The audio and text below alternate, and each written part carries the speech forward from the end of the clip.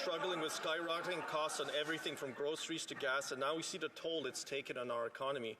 Statistics Canada confirms what families already know. This NDP Liberal coalition is not worth the cost. GDP per person has dropped 8 out of the last 9 quarters. Meanwhile, in the U.S., GDP grew by nearly 3% last quarter. Why? Because NDP Liberals keep taxing Canadians into the ground with their hikes on the carbon tax, the housing tax, and the job-killing capital gains tax. So will the Prime Minister finally axe these tax hikes that are driving Canadians into poverty?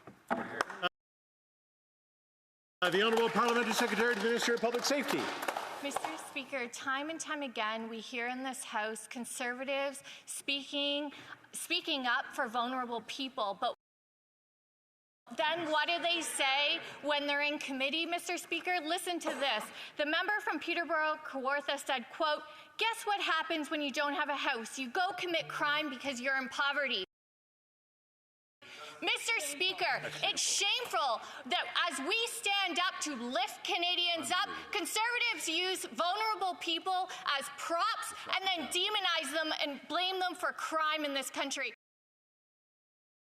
It's truly shameful, and Canadians should see through their rhetoric.